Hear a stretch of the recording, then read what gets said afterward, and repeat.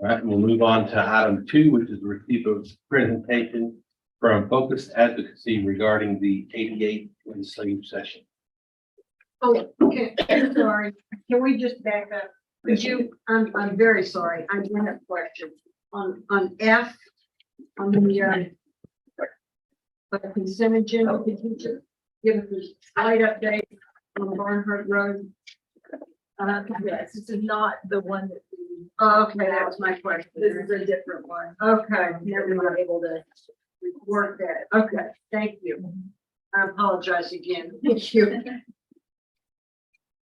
Okay, now we'll move forward to receive a presentation from Focused Advocacy regarding the 88th legislative session. Thank you, Mayor, Council. Snapper Carr, I'm the partner general counsel of Focused Advocacy. Lynn McHurd, our legislative counsel, is with us today. And we'll give you a quick overview of some of the key things that have happened in the legislative session, in addition to what has occurred in the most recent special sessions, particularly with regards to the property tax relief package, and then a little bit of an outlook, bit of a spoiler alert. We'll have a third special session that will be coming up in the fall that we will talk about today as well. The 88th legislative session was most definitely a busy one for local governments. This is a quick look at our team. Brandon Agamelian and Kurt Seidlitz with Dividing and Conquering today. They send their regards. They also work on you all's issues and with city manager's office. Brandon in particular worked a great deal on the convention and hotel projects that we'll talk about. Any legislative delegation or any legislative report, begins and ends with your own delegation, which y'all have a very good working relationship with. They're spread out through a number of key committees. Representative Hugh Shine obviously is very involved and is very good on, I must say, on a number of local government issues. Has become a leader in the House, as you will see there, on serving as a member on Ways and Means, and recently appointed to the Select Committee on Sustainable Property Tax Relief, which will be looking at ways, excuse me, to ultimately move Texas further from property tax. That's the charge of that committee, and it was created during the end of the first special session in the House. And so that's a group of members that have been more involved in property tax related issues. And Representative Shine's definitely gained a reputation as knowing the ins and outs of our system, and has been in place there. Special session, of course, will deal a lot with third with public education reform. Representative Buckley chairs the Public Education Committee in the House, which will be very busy in the fall. Wanted to give you a quick overview of what came out of the second special session as the property tax relief. There was a real standoff between the House and the Senate, particularly the Lieutenant Governor and Speaker, on what approaches to take to provide property tax relief. That's why it didn't pass in the regular session either, despite a $33.6 billion plus budget surplus. The Senate pushed for homestead exemption expansion, and that applies only to school districts, and it's state funded.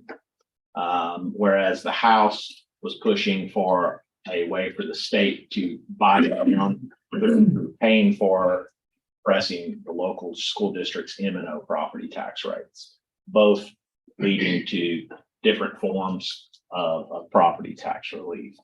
Ultimately, there was components of both of those: the $100,000 homestead exemption expansion for school taxes, the compression by 10.7 cents of rate per 100 that the state will in essence pay for, which will help all taxpayers. And then ultimately something that was new, hasn't been discussed as much. They called it a circuit breaker, but it is an appraisal cap or an appraisal value limitation that was included on all properties under $5 million, and it puts it at a 20% level. This is a 3-year pilot project, as they described it in the statute.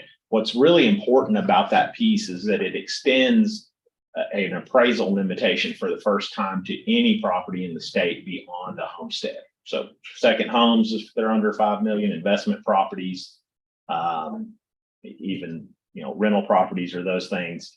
And then other commercial properties that are under 5 million, retail locations, any of them that would fall under that, that'll be automatically applied. And it's our understanding the CADs and the tax offices will basically prepare statements that will show, because all of these will be subject to approval of the voters in November. We suspect that there will be a passage if you look to pass, but it will be on the November ballot to ratify these constitutional amendments and expand these tax breaks.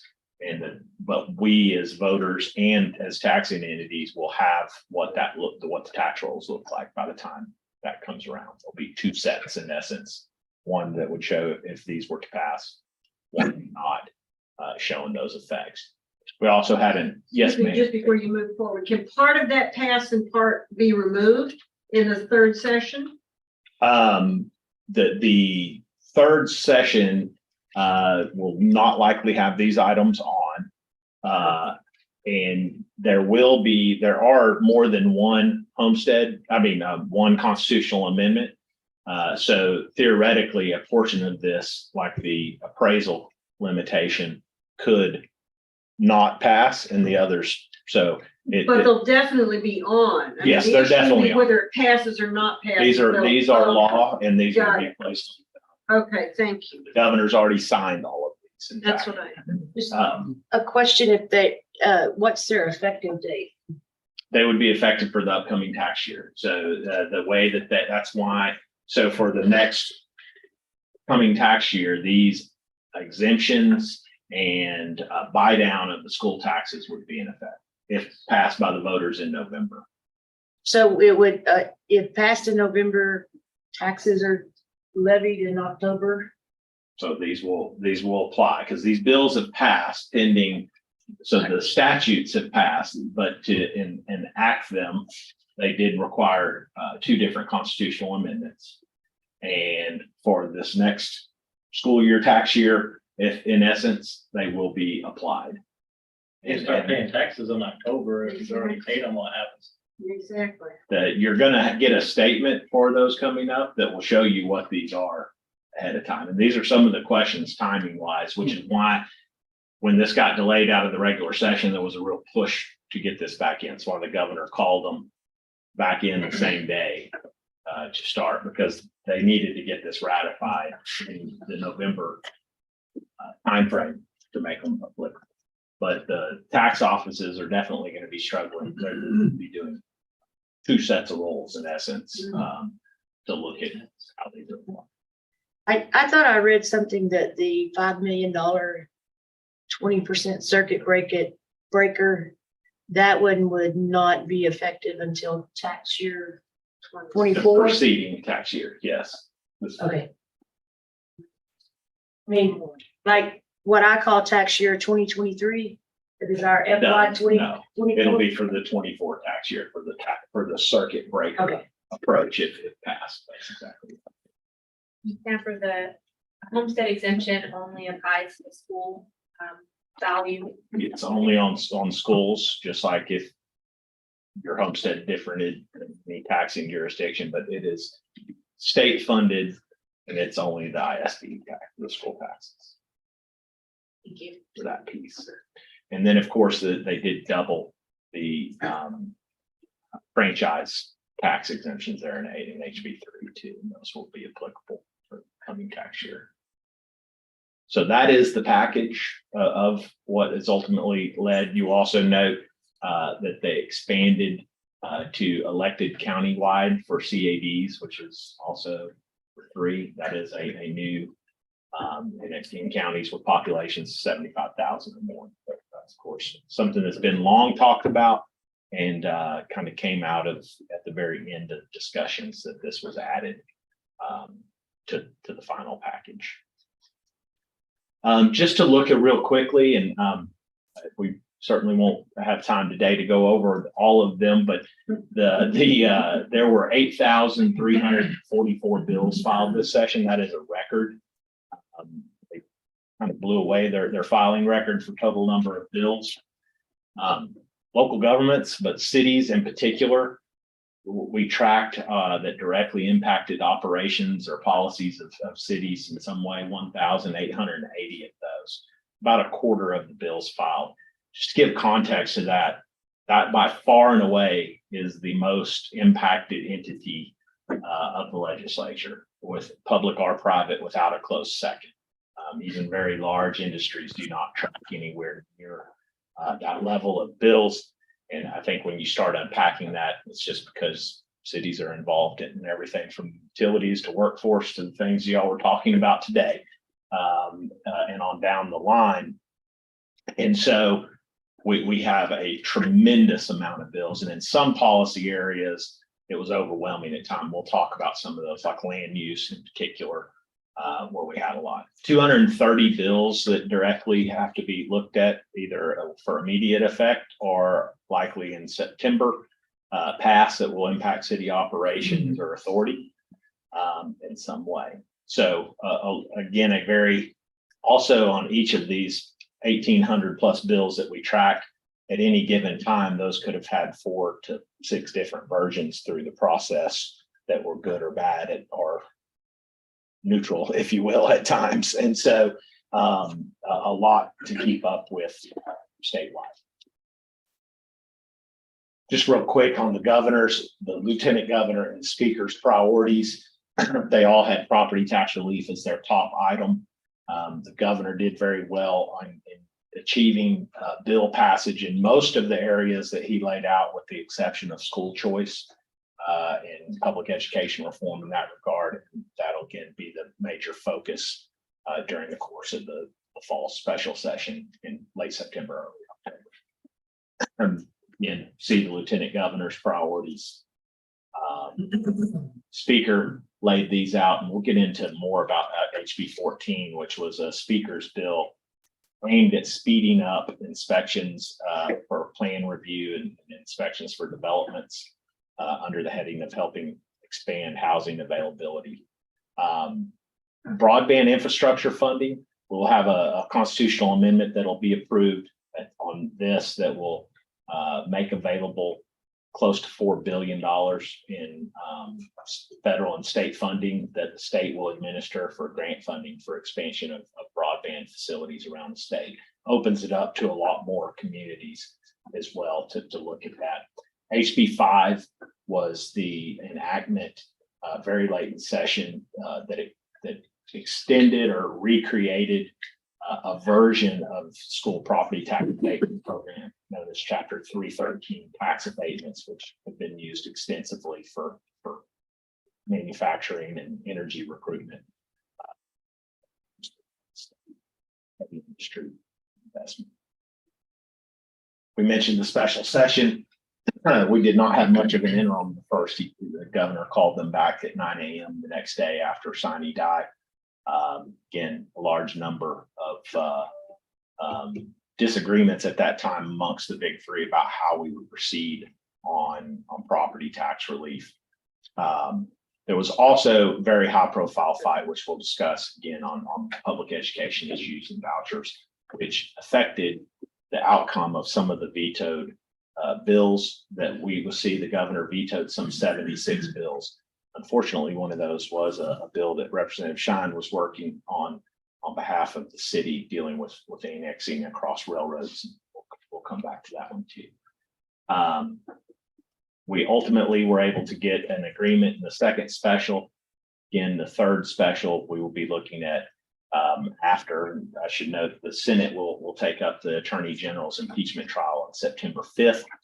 That'll probably take up most of September. Then we'll have a called special session and third special session, which is going to be a much more expansive special session to look at some of these items, I think, here that we list as cutting room floor items, which are items that affect cities that got very close. Some of these were good, but many would be deemed bad bills, particularly in the land use areas where they mandated a lot of things that would override local jurisdiction ordinances and authority.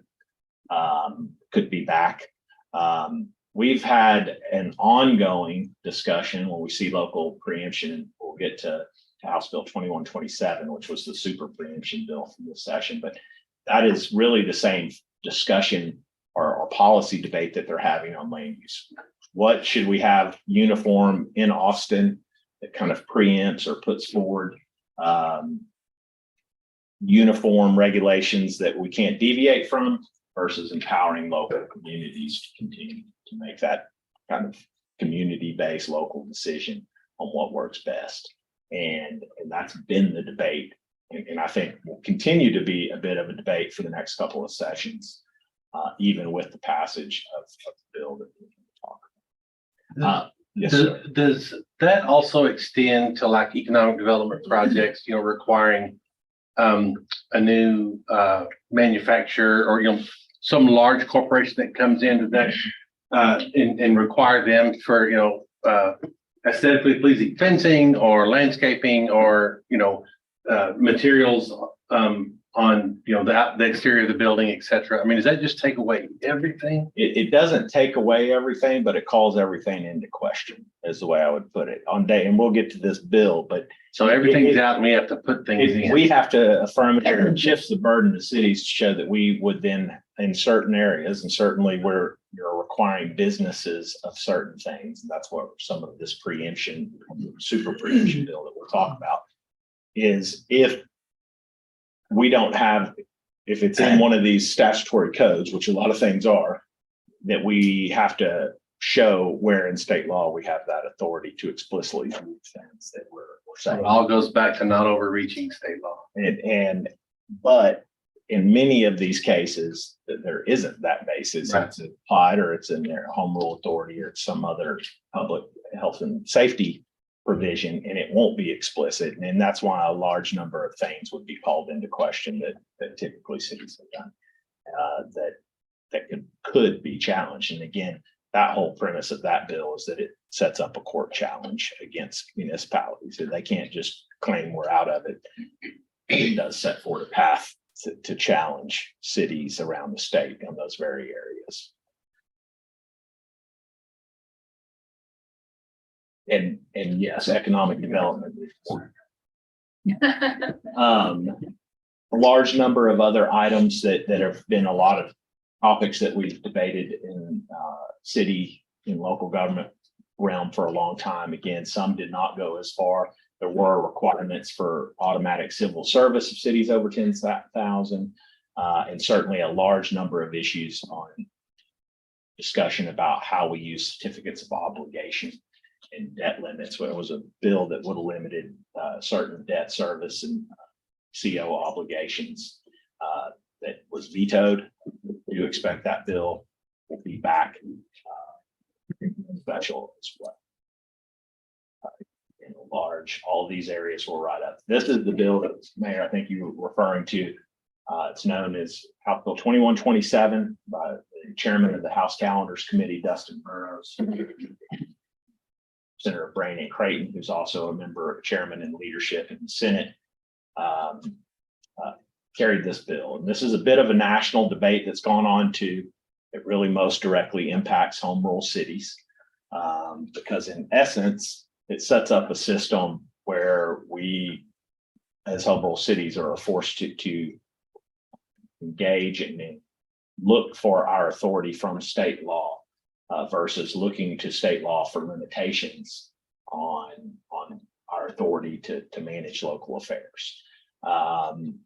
We fought real hard and helped with a group of other interested parties to get that last bullet point, which is a 3-month or 90-day right to cure. So prior, the way this bill was filed, the first the city would know about it was when they received the lawsuit challenging whatever ordinance or rule or charter provision that was deemed to be preempted, and wouldn't have the ability except through the legal system to respond.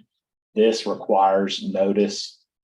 It's a little bit vague as to how that happens, but we assume through city secretary, through city attorney's office, similar to other legal notices would be filed for a challenge could be brought. And this goes into effect if it's not stayed by any court in September of this year.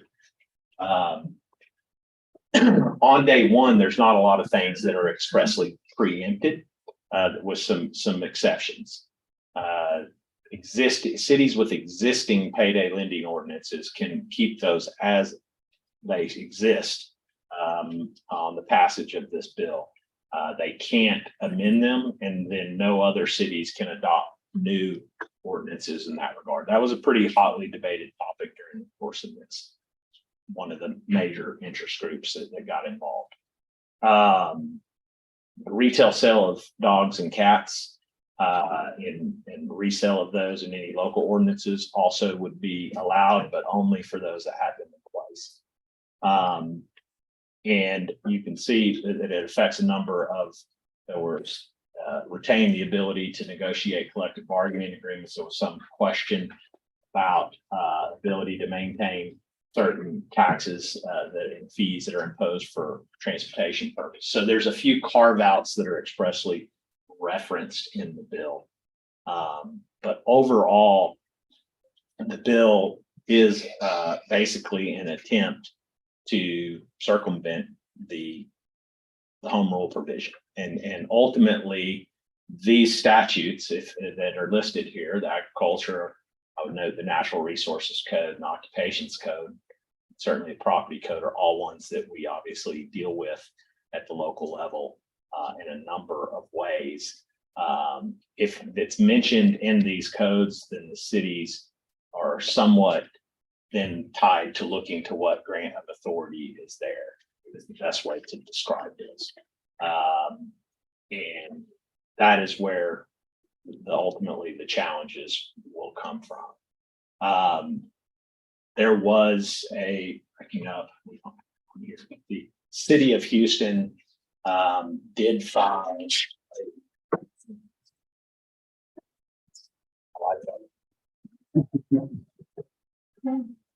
Tell us, after all is said and done. Yes, after it's all said and done, the city of Houston did file a proactive lawsuit last week, and that's required to be filed in Travis County District Court to against the state of Texas to stop implementation of this bill. We expect, and we work with some other cities that will join that, and a number of cities will be providing briefs on that. I think there will probably be private sector parties too, but they are claiming that it is, I think the key to this is that it violates the home rule provision, that to do this would require a constitutional amendment approved, and that it is unconstitutionally vague, and that we as cities do not know how to implement it in light of our other statutory ordinances, even some similar to what you referenced earlier, Mayor, in a broad host. And really, the impacts of this is not known because it is really set up to push this to the courts. And so we can speculate as to what would be, but that is part of also the constitutional issues. Heretofore, the courts have said the legislature can preempt y'all, but they have to do so and tell you with specificity what that is. So for example, the legislature became upset with cities that passed plastic bans a few years ago. It passed a law that says you can't have a plastic bag ban ordinance that prohibits the use of them.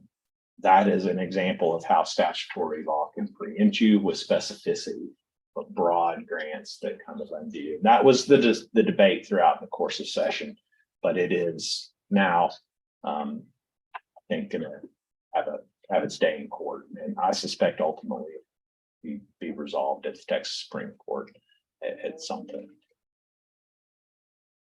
Wanted to pause there if there was any questions about that one. I know it's been I don't think anybody sitting around this table, maybe in their room, can really understand the justification behind the state's overreach on House Bill 2127. It doesn't make good sense, right? In my opinion. I mean, we don't have all afternoon, and this is an all afternoon kind of question. Yes, sir. But in your opinion, so if it doesn't make sense, it's politics. in my opinion. So in your opinion, assuming you agree.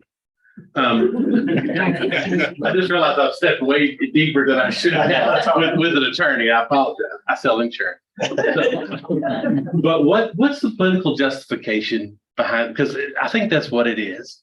Is it large blue cities versus the rest of us, or? A little bit of that, and although it applies, and they knew this applied to every city. And again, I mentioned that this was a bit of a national debate as well, that has occurred. We've seen some other states pass, not as significant as this, but similar to this. So one, yes, I think some of the very large urban centers are cities in the testimony that were talked about were even outside of Texas, and a fear that some of those policies and our positions would come to Texas. And this was a way to prevent that from occurring. And I do believe that the proponents and the authors of the bill also think, oh, if a city is just minding, let's just use to potholes and getting the water turned on and doing the basics, that this won't affect them. And I think that is a real mistake that they have for maybe not fully understanding the implications of upending home rule authority and how we enact charter provisions and ordinances at the local level, because it will affect some of those. But I do believe there's a firmly held belief that this will only really reel in councils or governing bodies that are out on the fringe or trying to do something that maybe not be seen as core local government. And I will say from our experience working with cities around the state of all sizes, that just won't be the case, that this opens the door to a lot of issues. It consolidates power in Austin. And ultimately that home rule provision is not something you all put on yourselves, what your citizens enacted. And that was the other part of that discussion. It wasn't something you chose. They adopted a city charter, and the provision that it's upending is actually called the right to self-governance. And so that's the basis behind it. But I think, yes, Mayor, the politics and some of the partisanship, but also just this notion that, oh, most cities aren't going to really be impacted by this. And ultimately, I think a large number will, because it'll have a chilling effect on the ability to do basic regulations and ordinances that we've had for a number of years. Please call those into question. Yeah, thank you.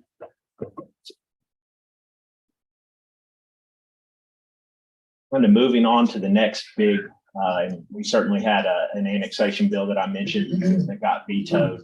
That was furtherance of an annexation reform bill that the city had worked on getting passed the time before about annexing across state roadways. This bill passed was kind of overshadowed by the super preemption bill, but basically ends extraterritorial jurisdictions, or locks them in place as they exist as of the passage of this bill, and as of January 1, in fact, and doesn't allow for expansion of existing ETJs, and sets up a process where an individual landowner can petition for an election to release themselves from an ETJ with some conditions. Very easy to do. There were some exemptions that were put in place for industrial districts, which are mainly around the coast.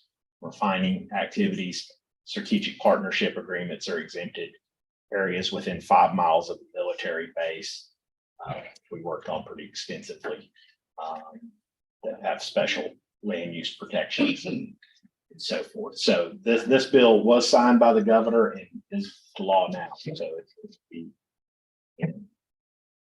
one that's garnered a lot of attention. Another preemption bill was a shift of a burden to allow for greater agricultural operations within the city limits. And if there are activities that are prohibited, that are deemed to be normal agricultural practices, that the city would then have the requirement to show basically why that would be against public health and safety to allow for it to occur. One other aspect of this is that the Texas A&M Agricultural Extension is going to produce a manual that has what are commonly going to be deemed as acceptable urban farming and agricultural activities and from that then the city would have to even have a greater showing of if they wanted to prohibit one of those activities. Again, this one has garnered a lot of attention as well around the state. Land use items. I mentioned this is probably the area the city manager and her staff have certainly been very involved over the last few years with us in working on trying to get relief from some of the unintended consequences, some of the bills they've passed that have ended local processes. HB 3699 TML and the Builders Association worked on extensively. There's some good and bad in this bill, and the good being that we can now delegate plat and plan reviews to city staff. Everything doesn't have to go through P&Z as the way it was under our former shot clock bill. So it eases some of those and allows for an extension of the 30-day shot clock for removing plans from those as well. I mentioned the HB 14. This was a Speaker Phelan's priority bill. This would allow for an applicant or developer to choose their own third-party reviewer who would certify, namely it names engineering firms in essence, to review plans and documents and certify that they're in compliance with city code and ordinances if the city didn't act on certain plans and applications within 15 days of this statutory deadline that's established. We have cities that use third-party reviewers, but they manage them and kind of use them as vendors for their departments. It's common practice. This will be the first time that the actual applicant can go and choose a firm of their choosing to then just certify that they meet the city's requirements. That's if the city hasn't met the standard, whatever the requirement is, okay. As laid out in the bill, that's right. They can only take advantage of that if the city isn't in compliance with the statutorily required deadlines. Other areas in land use, and again, this was definitely the area with the most the highest number of detrimental proposals, I think, as it relates to the ability to, from zoning issues to height requirements to density requirements. We mentioned there were bills that would have prohibited anything but state minimums. We already mentioned the ordinances related to the right to regulate agricultural operations within the cities. Very high number of topics. A good bill that I wanted to mention that has been worked on for a number of sessions that finally passed for cities was SB 543. It allows for real property to be included as part of Chapter 380 economic development agreements. Heretofore more tied to just providing cash for those. So any real property that entities may hold that could be a part of that can now be included, and not have to go through the normal land transfer or sale processes that cities would otherwise have to go through. Large number of public safety bills that went through, and I will say, from our budget, public safety arena is going to be where cities and local governments have a large number of programs that we can seek grant funding from, whether that be for training or school safety related issues for SRO officers, or equipment purchases. But we had a very significant investment in the criminal justice programs and law enforcement programs that cities can apply to receive state funding that sprang from our budget surplus. Large number of issues related to personnel. Noted this one that civil service cities, we raised the hiring age for beginning police officers to 45 to address some workforce shortages around the state. Another bill I just wanted to mention, HB 30, which is a repeal of what is known as the dead suspects exception in the Public Information Act. This was a direct result. That bill had been filed for several sessions. This was passed on the direct result of the Uvalde school shooting and the release of certain documents and videos related to that otherwise would have been withheld from the public. We had a number of administration bills that are kind of, again, showing the scope of things that impact cities. Every level of government, from the federal government now down to the local level, have a order from directive to prohibit TikTok applications on city-owned or government-owned devices. And that bill has immediate effect. So I know that one's going. So to the extent that we have that's been being implemented across the state. Excuse me, could you back up Yes, one? ma'am. Could you outline SB 12? Since we have people coming to council telling us to go after a restaurant here that has drag performances. As it relates to the prohibition, this is on the use of public properties is Oh, one of okay, the just public property. main issues. And so in essence, there is an affirmative statement. I've know a number of the city attorney groups have been looking at this, but as it relates to the use of public property, in essence, your application's having that they'll be in compliance with state law, Sure. not violate. But it's not telling cities to go after private.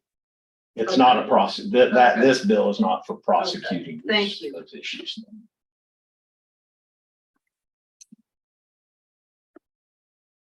I mentioned the broadband infrastructure fund. This will be another good one. I wanted to mention that the bill also allows for previously communities like Temple would have very little access to these funds because of your service levels that you have county-wide. But now we have the ability to literally go street by street and show where there are gaps in service or underserved areas to be able to apply for that funding. It also opens it up to more regional entities to be able to get funding for regional based infrastructure projects. And again, this is a $4 billion in funding. So a massive. HB 1500 was just the Public Utility Sunset Commission bill, which deals with our Public Utility Commission. It's a big enough bill. Towards the end of the session, all of the electric grid and market reforms that you've read about to aim at trying to produce more dispatchable generation and to address some of our shortcomings that came up from Storm Uri were placed into this bill at the end. And so it became a very large utility and electric utility reform bill. Some of the effects of that we're seeing now, even in the alerts that we get with our conservation messages from early on. So very important bill. SB 28 and SJR 75, which is another item. It's $1.5 billion new water fund that will be administered by the Texas Water Development Board. Also for grant funding for new sources of water and within certain communities for infrastructure upgrades for water and wastewater systems. This is a pretty historic level too. Even our prior ones were loan programs. This is state grant funding if it's tied to the development of new water sources. Again, pending approval of the voters in November for this. Had another TCEQ sunset bill, which does a lot of regulatory for cities, had a number of different issues, temporary permits and sort of batch plant sort of issues that came up in the course of that as well. We mentioned Governor vetoed 76 bills. He was one off of a record. A large number, if not the vast majority of these bills had a veto statement that didn't speak to the substance of the bill that said, I'm gonna paraphrase, it's pretty close to this. This may be an important bill, but it's not as important as property tax relief. I'm vetoing it now. I may consider it in a future special session after property tax reform passes. That was the note that Representative Shine, I think, had 6 bills that were vetoed that had that statement One being their House Bill 2956 which was y'all's primary bill, annexing across a railway and treating the property as contiguous to the city limits that you are annexing. Rep. Shines indicated to us that he will plan on filing all of the bills that were vetoed in the third special session that he had, particularly ours, which we were inquiring about. That, of course, still takes the governor to add any of these issues to the call. They can file them, and any plans on moving forward with those issues there. I would be remiss if I didn't note that although the veto statements talked about property taxes, take a closer look at the House members who received vetoes. This is also somewhat tied to public education issues of school choice. And where some of the Republican members that had their bills vetoed, where they stand may differ with the governor on that topic. And so that is a relevant policy issue that's going on too. Some of these bills were bad bills from the city, or at least limiting bills, preempting bills from cities. 2035 was one of those issuance on certificates of obligations and tax authorization notes, and it was vetoed. I suspect that item will be back, and there's a chance that bill, because it was much worse versions at different times through the process. We will have, I will say this, we will have a busy local government city special session in October.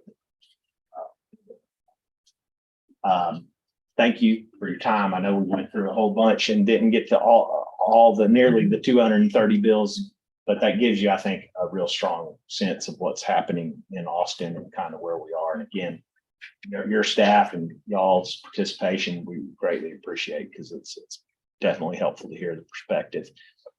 We had some excellent wins this session. You all's efforts on a larger House Bill 5012, which I mentioned my business partner worked on to get y'all qualified in your hotel and convention center pursuits to tap into that state program like many other cities. That was successful, and it was one that Bryn knows we had to go right up to the end. And I know Mayor and others helped us with timely contacts and counsel at that time. Thank y'all, and I'm certainly happy to answer any questions.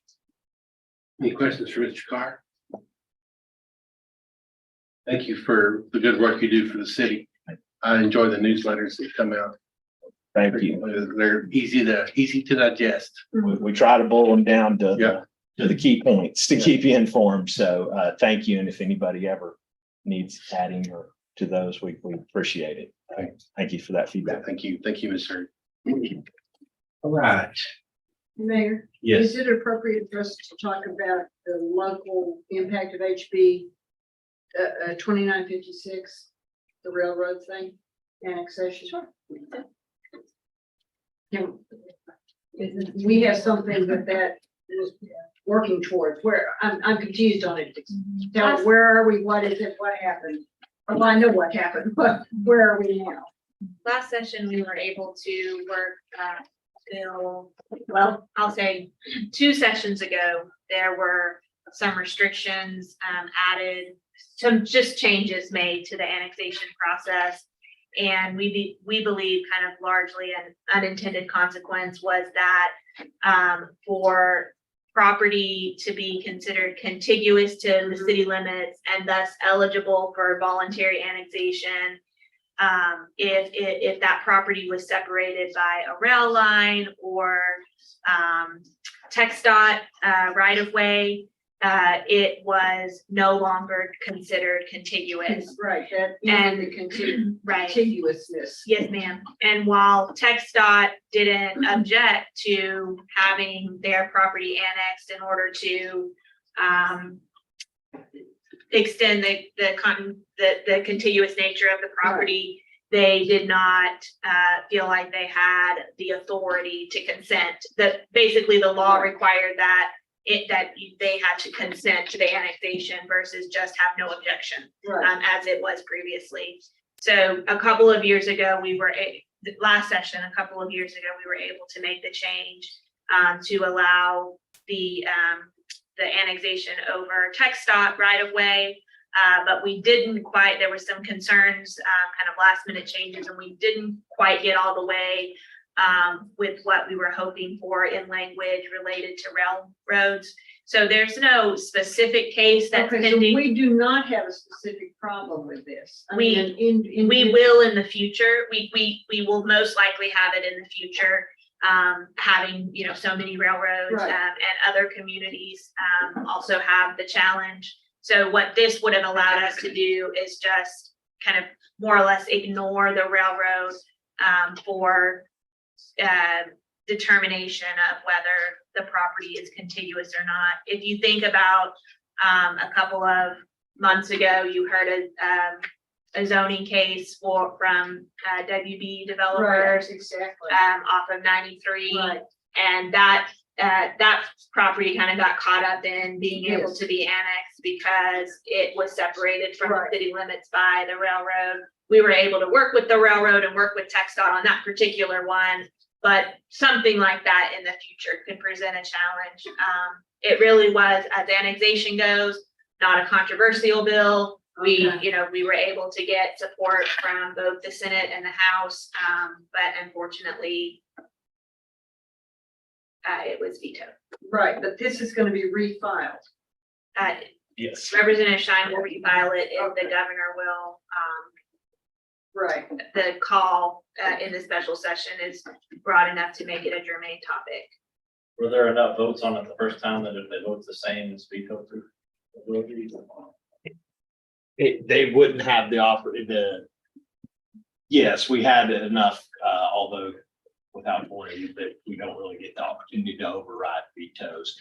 But if it were to pass, if he chooses to place it on the, because it's the governor, then he's indicating he's okay with us. There was no policy issues. This was unrelated. thank you. Anything else before we move on? All right, then item 3 is to receive a presentation on the proposed fiscal year 2024 business plan, including but not limited to the civil service compensation study. Ms. Myers, Ms. Raymore. I'm gonna hand it over to Ms. Raymore. I wanted her to give a little bit more detailed presentation for you all today on the results of the civil service market study that led to the recommendations that you saw from me a couple of weeks ago related to salary compensation for police and fire. And I just gave you a very high level overview. So Tara is gonna go into some more detail. Thank you. So just some background, we conduct the civil service market study every other fiscal year, so this was the year for that. So it's conducted during FY 23. Any proposed changes to the pay or charts would happen in the next fiscal year, which is 24. This is for civil service positions in both police and fire. And we have 8 cities in our market that we gather data from. These are those 8 cities. So Bryan, Cedar Park, College Station, Georgetown, Killeen, Round Rock, San Marcos, and Waco. As the starting of the market study, we do an analysis of the cities, which has points that are awarded to cities to determine what they're going to be based on population and cities similar to us. So that's how they are determined. So the positions included in the police department is the cadet position, that's the starting position, probationary police officer, a corporal, sergeants, lieutenants, and the deputy chief of police. Over in the fire department, the starting position is a fire cadet, a probationary firefighter, the driver, the captain, the battalion chief, and the assistant fire chief. And one correction, there is not a police cadet in the police department anymore. It's the probationary is the starting position. So that's an error on that slide. So the starting place is where we looked at where do police officers start in our market. In some cities, they call them cadets, and some are like us and they call them probationary, and then some call them new recruits. There's different titles throughout the cities, but the ones with the star call them cadets. When you look at what the starting pay is at the cities that we're compared to, we pay currently 62,764, and the median rate of all of those cities is around $58,000. So there's about an 8% difference with us paying about 8% more when you look at the very starting place that we start at. We also wanted to look at when an officer retires in different ranks, or is at the end of that step chart for each rank, what's the maximum salary? So we have the medians here, and you'll see ours on the right. So, and then we also wanted to look at how many years does it take them to get to the top? So if they started today as a police officer, how many years would it take them to get to the top step? And then what would their median salary be in the market? So for a police officer, the median in the market is about 14.5 years. And when they get there, they're going to be making rounded up around 88,000 a year.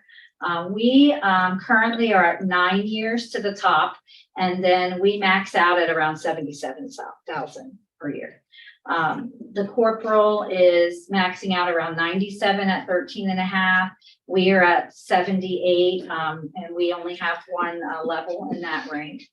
The sergeant is 10 years and 102,000. We're at 89,000 at 5 years. Lieutenant is 8.5 years at 122, and we're at 105 with 5 years. And then the deputy chief is 8 years at 159, and we're at 5 years at 134. So here, this just shows you at each rank, what is the starting pay? So if someone promotes from a police officer to a corporal, what is that starting median in the market? So that's 77. We're at 78.5. So one thing to note is there's only 2 cities within our market that have the corporal rank. There's us and then 2 others. Those 2 other cities are Cedar Park and San Marcos. When you look at like the sergeant, the starting pay for that rank when someone's promoted is 85.5 in the market. We're at 81.6. If you look all the way over to the right column, you'll see the percent difference. And then the dollar difference next to that is the annual dollar difference in salaries for each of those ranks. So the sergeant starts at 85 in the market. We're at 81 when they get to that rank when they're promoted. The police lieutenant is at approximately 101 and we're at 96. And the deputy chief is at 130 and we're at 122. So the police probationary rank that we have, again, remember that's our beginning rank. Our officers come into that rank and they stay there for approximately 18 months after they're hired. And then we're about 2.66% above market when you take all of those numbers into account, because the other cities promote them up if they have a cadet rank. So that's important to remember that they don't get hired at that rate in other cities and stay there for as long as ours. Currently, ours are at 18 months because we don't have the cadet. So there's some cities that are moving them at different timing. Mostly quicker. They'll keep them at 6 months as a cadet, and then they move up to probationary for 12 months. We just keep them there for 18 months. So there's just a difference in how we do it. And it doesn't mean that there's a right or wrong way. It's Sure. just what is best for your recruitment. But it does impact those dollars. It How quickly impacts they- the numbers, Right. yeah, and right. what you look at Yeah. when you are looking at the numbers. I wanted to give you an illustration of kind of what that looks like. So we're in the blue, and in the green is what the starting pay is for each rank. So starting, where I use starting, that's a combination of cadet and probationary in our market. Where do they start? And that shows that we're slightly above. Then we have probationary where we're slightly above. And as you look at the chart, as you get to the higher ranks, then we're slightly behind where they start. When you look at the maximum pay of what an officer is making when they get to the top step, this shows you the difference. Again, a visual representation of that. We're behind in the market where they get to when they're at the top step. So here's our proposed pay chart for this upcoming year for FY24. It's a big chart. I tried to get it to blow it up bigger and it just distorted it a little. But as you'll see, we're proposing that the probationary rank go up to $70,500. That's about an $8,000 increase over today. We have changed our chart to having a step every year rather than currently they step up at different intervals, and sometimes they're waiting a couple of years before they step up. So we're changing that to where they're getting a step increase every year in some of those ranks. The corporal is proposed to stay at 1 step. Sergeant is going to a 3+, the lieutenant is a 3+, and the deputy chief at a 3+. And again, for visuals, after, if the proposed charts are approved, you'll see in our starting step at each rank that we are either at or above market. So that's where we want to be, right? We want to be competitive. So this puts us at or above market for each of our ranks, where they would start when they're promoted up or when they're hired. And then the maximum pay, we didn't quite get every position where we are at or above the market, but we got a lot closer. So that bar moved a lot closer for us. Again, helps us with being competitive when it comes to retention, right? Because their pay when they get to those top steps, when we're getting closer to that, that helps us keep people. So that's the police department. Are there any questions on police before I move to fire? Just to be clear, obviously seeing this on the agenda, I pulled out Bryn's budget Bible. You know, that's a great doorstop. It's so light and heavy. Everything you're showing us here, this proposal is what's in the proposed budget. That's what I thought in going through the budget, but I was cross-eyed trying to go between the two. Thank you. Yeah, this is all in there, and I'm going to show you the incentive pays, a couple slides on that, and those are all included in the Okay, budget, that's what everything I that I'm thought. showing you today. Okay.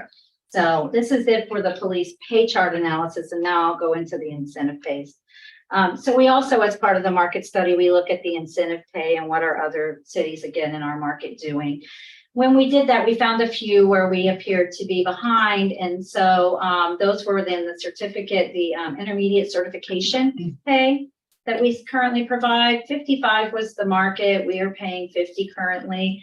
The bilingual pay was 78. We're at 60.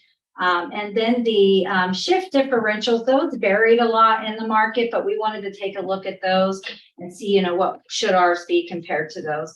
The stars just tell you how many cities. Some of those are not in every city, like not everyone in our group has them. So we just pointed out which ones do. The hiring incentives, which we currently offer, are being offered right now by 4 cities, and those are College Station, Killeen, San Marcos, and Waco. And then there's 5 cities that are offering the shift differential, and those are Bryan, College Station, Killeen, San Marcos, and Waco. So we recommend increasing a few of ours, the intermediate certification from 50 to 75, our shift differential in the evening to increase it from 50 to 75, and our midnight shift differential from 100 to 150. And then the language certification from 60 to 75. So next we looked at fire. Again, these are the starting positions. They're not always called the same thing. So we did highlight which ones called them cadets. We do have the cadet rank in fire. And so we have Bryan, College Station, and Round Rock, and ourselves who have cadets. We currently are paying $52,000 in that starting position. In the market, the pay is around 56, so we're behind about 7% on our starting place for fire. How many years, again, does it take us to get to the maximum in fire, and what is that number? For firefighters, it's around 14 and a half years. We're at 14, so we're pretty close, but pay-wise, when they get to the top in the market, they're closer to 79, and we're at 68. The driver is 12 years to get to the max at 87, and we're at 11 years at 83. The captain is 106 at 10 years, and we're at 99 at 9 years. Our battalion chief takes 8 years to get to the top at 124, and we're at 113 at 7 years. And then the assistant fire chief, they get to the top of the market at 6 years at around 145,000, and we're at around 130,000 at 5 years. So this again is where they start in each step if they are promoting up or what have you. So a firefighter going to a driver, the driver would start at 70,000 here. In the market, it's at 74, so we're about 6% behind market. The percentages again are over on the right.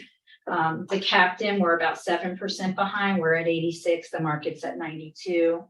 The battalion chief, we're about 2.5% behind at 101, and the market's at that 104. And then we're about 5% behind the promotional step when you go into the assistant fire chief. We're at 118 and the market's at 124. So again, here's a visual representation of that. The blue again is Temple is us, and the market is in the maroon. And this is the same chart, but for the maximum step, showing again that we're slightly behind there as well. So here's the proposed chart for the fire department and what that looks like. Again, we have proposed setting it to a step increase every year instead of having multiple years in between the steps for each of these. And we have the steps going out for firefighter to 10 years, the drivers at 7, captain at 5, battalion chief at 5, and the assistant chief at 4. And after this chart, if it is approved, is enacted, this is what we will look like. For the starting of each rank, we will be at or above market, pretty much above market on almost all those, pretty much all those ranks. The starting pay is like right at market.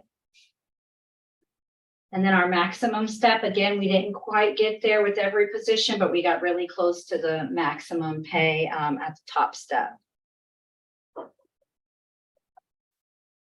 This is their incentives that we looked at. So the firefighter advanced a little behind, about 10%, $10 behind on that one. The firefighter master, we were behind about 17% or $25 less per month than what the market was paying. And again, we've highlighted at the bottom, fire has quite a few more incentive pays than police. Like out in the market, there's a lot more than what are on this list, but we put here what some of the most common ones are, and then the cities at the bottom that are offering various pays. So our proposed changes to the incentive pay for fire is advanced certification and increase from $90 to $100. Master certification from 125 to 150, and the paramedic is increasing from the 397.46. We're rounding that up to 400 is our proposal. And I'm ready to answer any questions and can go back to any slides you'd like to see more of. Particularly on the police, is that enough? Is that gonna help our recruiting? I mean, I would say, you know, yes, it definitely puts us very competitive with the rest of the market, you know, in the police officer ranks. You know, we've got, I guess, a measure of recruiting incentives out there that I think currently we're one of the best in the state. I think probably the biggest In thing what, is in recruiting or in pay? kind of in recruiting incentives, Okay, you know, okay, especially when it comes to like lateral transfers. And it's, to me, it seems like it has taken a little while to gain traction, but we've really changed up some of our practices through meet and confer to where, you know, we always had to give a civil service test, exhaust that before we could give another. And now is it almost every 2 weeks? that We we're give giving 2 tests? tests a month now, one Wednesday and one Saturday, and we have a rolling eligibility list. So it's not where you have to exhaust a whole list and wait to give another test. So we're testing twice monthly now. It seemed to take a little while. The pool still seemed to remain small, but we're starting to see that pool beginning to grow to where we can, you know, we'll be able to, you know, hopefully be able to pull new officers out of that. So I think overall that's doing well to start addressing those needs. You're making some pretty good gains on the gap, aren't you? Right now, as far as the positions open. Yes, yeah. Good there. We also have some additional flexibility that we're working through in our current meet and confer negotiations about test locations and things like that. You know, having proctored tests available in different locations, so prospective officers don't have to travel necessarily to Temple to take that test. Is that kind of an accurate statement? So hopefully in the next few meetings, we'll have even some additional ideas to consider to help us be even more nimble in our recruitment. We are all arrows gathering. And I would say the pay is very competitive in the market. What we're proposing it to be is very. Is there an expectation at those lower ranks that, that both police officers and firefighters test to promote? Or if someone comes in and wants to remain a firefighter or an officer forever, that's fine? Yeah, yes, they can really go either way, and we really try to, as employees go through their career, kind of, we do what we can to identify what their long-term goals are, so that we can, for the ones that are looking to move up, we kind of tailor programs and training Okay. towards them. And then you just have some that, they want to be a street cop out on the road from the day they start till the day they retire, and that's perfectly fine. Same with fire. We will tailor our training and make sure they get training opportunities to go where they want to go as far as in their career goals. And so nothing wrong with a 20-year firefighter, or nothing wrong with someone that wants to be the next fire chief. Okay. I just didn't know if industry-wide that was sort of an expectation, that you promote or move on to another department or another career, or that's all just fine. Yeah, no, I would say it's a mixture. I mean, I would say, the majority, have some aspirations of moving up. As a matter of fact, I signed off on I had a sergeant today that came off wanting to go through one of the Texas Chief Police Association's kind of leadership courses, and he was wanting it signed off, and he said, my goal is to take your job someday. Okay. Perfect. That's Yeah. exactly what we want. So, Yeah, absolutely. so we've got that, I think, a very good mixture. Okay. It's not next year. Not currently. Very good. Council, any more questions for anyone? Kara, I'd just like to say that your presentation was enormously helpful, Oh, thank you. just to be able to visualize side by side. Thank you. Very good. Okay, thank you. Thank you, gentlemen. All right, at this time, I'm going to end the regular session, and council will move into executive session to discuss receiving a briefing from the city attorney regarding the provision of utility services outside of the city limits. And it is currently 3:29. This meeting is adjourned. Thank y'all.